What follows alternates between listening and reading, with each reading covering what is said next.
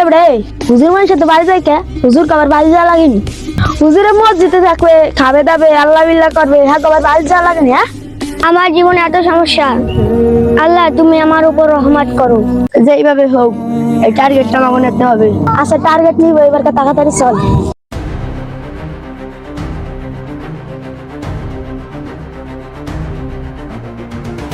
এই দাঁড়া দাঁড়া দাঁড়া দাঁড়া দাঁড়া দাঁড়া। এই আমাকে তো হুজুর করে কালকে জুম্মা নামাজ পড়ে যায় নাই?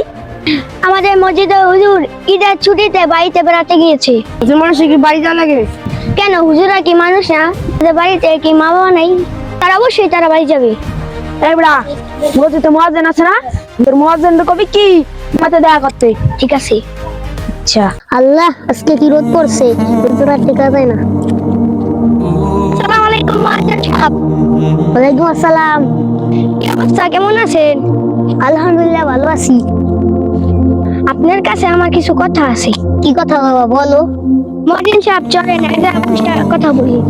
মুয়াজ্জিন সাহেব, আমাদের গ্রামে ওই মুসা মস্তান আছে না? হ্যাঁ আছে, তাতে কি হয়েছে? সে আজকে আমার ধরছিল। কি বললো? সে বলল মসজিদে ইমাম সাহেব কোথায়?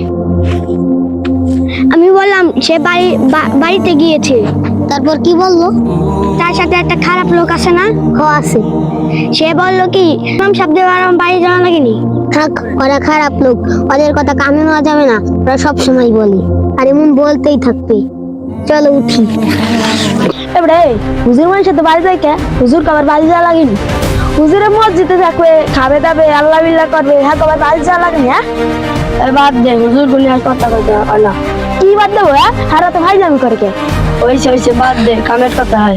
মুসা সাহেব, আপনারা যত বড় নেতা হন না কেন, হুজুরদের উপর কি করলে আপনাদের কোনো শ্রদ্ধা হবে না।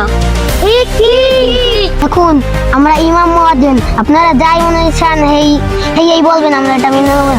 দেখুন, আমরাও কিন্তু রক্তের মাংস করা মানুষ। আচ্ছা, আপনারা এই সমাজের নেতা, আপনারা মানুষের ভালো মন্দ বিচার করেন। আপনাদের দ্বারা যে সমাজের সবচেয়ে উত্তম মানুষ ইমাম এবং মুয়াজ্জিন, তাদেরকে অপমান করা হয়, তাহলে এই সমাজের মানুষ আপনাদেরকে বয়কট করবে। ঠিক। দাঁড়ান, এখানে কিছু আমার কথা আছে। আমাদের সমাজে যাদের নেতা মানি, টাকা ভিতর বেশি সুদখোর ঘুষখোর। মসজিদ হলো আল্লাহর পবিত্র ঘর, সেই পবিত্র ঘরে যারা দায়িত্ব পালন করবে তাদেরকেও পবিত্র হতে হবে। কিন্তু দুঃখের বিষয় হলো একটা সত্য যে আমাদের সমাজের মানুষ আল্লাহর সেই পবিত্র ঘরের দায়িত্ব কিছু সুদখোর ও ঘুষখোরের হাতে ছেড়ে দেয়। তারা হারাম মাল বক্ষণকারী হয়ে আল্লাহর ঘরে নেতৃত্ব দেয়। এটা অনুচিত একটা কাজ। রাসূল সাল্লাল্লাহু আলাইহি সাল্লামের জামানায় এবং তার পরবর্তী জামানায় মসজিদের দায়িত্ব সমস্ত মানুষ পালন করেছেন, যারা সব থেকে বেশি আল্লাহওয়ালা ছিলেন এবং বেশি বেশি নামাজ আদায় করতেন। হারাম বলতে তারা কিছুই চিনত না। কিন্তু আমাদের সমাজের মানুষ তাদের থেকে সম্পূর্ণ উল্টো। রাসূলের আদর্শ না মেনে সুদখোর এবং ঘুষখোরকে মসজিদের দায়িত্ব দিয়ে দেয় এবং সেই হারাম মাল ভক্ষণকারীগণ সব থেকে সম্মানিত ব্যক্তি ইমাম এবং মুয়াজ্জিনদের সাথে খারাপ আচরণ করে, তাদেরকে হুকুমের গোলাম বানায়। অথচ ইমাম শব্দের অর্থ হচ্ছে নেতা। তাদের কাঁধে আমাদের পরকালে সমস্ত দায়ভার এবং আমাদের আমল নামাও তাদের কাঁধের উপরে।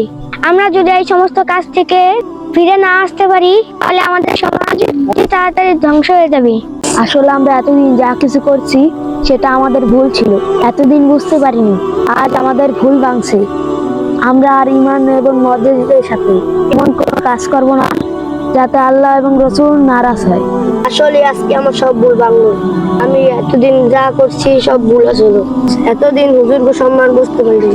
ইনশাআল্লাহ আগামীতে এরকম ভুল আর করবো না। ইমাম সাহেব, মুয়াজ্জিন সাহেব, তারা যেহেতু তাদের ভুল বুঝতে পারছে, তাদের এবার মাফ করে দেন, মনের কষ্ট রাখেন না। দেখুন, আমরা এই সমাজের নেতা, আমরা আপনাদের পরপারের আমলনামা নিজের কাঁধে নিয়ে নিজেদের বোঝাকে ভারী করি। তারপরেও আপনারা আমাদেরকে বিভিন্ন ভাষায় গালাগালি করেন, বিভিন্ন কথা বলেন, সেটা আমাদের কষ্ট লাগে, কিন্তু আমরা কষ্ট মনে করি না, কারণ এর চেয়ে বেশি কষ্ট আমাদের নবীজি করে গেছেন। আমরা হলাম তাদের উচ্চস্বরী, আমরা কেন কষ্ট মনে করব? আজকে আমরা আপনাদেরকে কিছু কথা বলতে চাই। আপনারা মসজিদের সভাপতি ওই ব্যক্তিকে বানান, তার কাছে অনেক টাকা আছে, যে সমাজের ভিতর মারামারি খারাপ কাজ, উল্টাপাল্টা সবকিছু করে। মসজিদের জন্য সভাপতি হওয়ার ওই ব্যক্তি উপযোগী, যে আল্লাহর হুকুম সবচেয়ে বেশি মানে। আমি আশা করি আগামীতে ওই ওই ব্যক্তিকে সভাপতি বানাবেন, যে আল্লাহকে মেনে চলেন। আপনাদের উপরে আমাদের কোনো কষ্ট নাই। সবাই ভালো থাকবেন, সুস্থ থাকবেন, মসজিদে আসবেন, আল্লাহর নাম স্মরণ করবেন। আসসালামু আলাইকুম ওয়া রাহমাতুল্লাহ।